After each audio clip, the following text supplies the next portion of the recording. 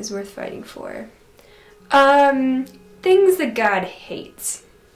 So I think it's different for each person based on the gifts that he's given each of us specifically, and like the passions that he's put in our heart. I have a passion for like the sex slave trade, and that's worth fighting for me because God has put that passion in my heart, but it could be different for each person. For me, what's worth fighting for are the people around you, for their souls, for their hearts, for their lives. It's a hard battle because people are always messy, and working through that with people and fighting to understand that is difficult.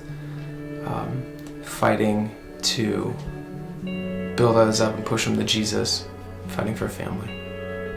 Yeah. What's worth fighting for? I think anything that is going to advance the kingdom of God.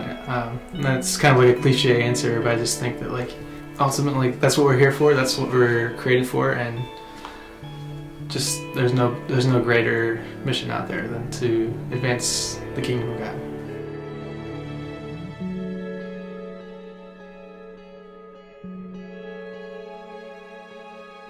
Okay, well, I also have a passion for medicine. I'm going into the medical field, so that meets the world's need because a lot of people need physical care, so. I'm really passionate about the youth.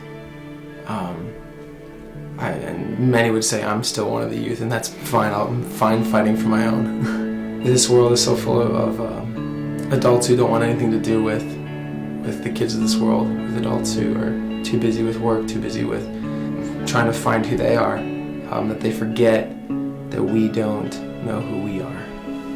And I desperately want to be there to show somebody what it means to be alive, and what it means to be valuable. Yeah, I think my passion is just for seeing others grow. And I think that's through discipleship, and then just in a culture like where we're kind of drifting away from God. I think that's where it meets. Like we have a need here in our own country, and I mean across the world we need people evangelizing, but we also need it here in our own backyard.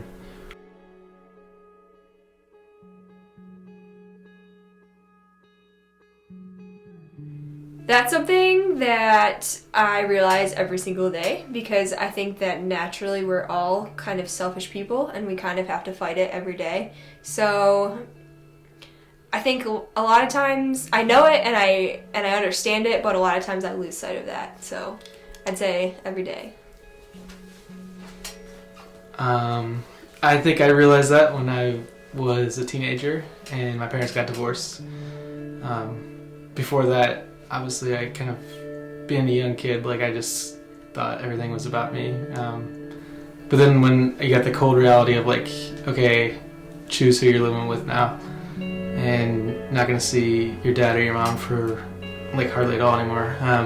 That's kind of like when it sinks in that there's a bigger story out there, and we can still be a part of it. When I think it was after my freshman year in college, I sat down with a small group leader of mine and a friend.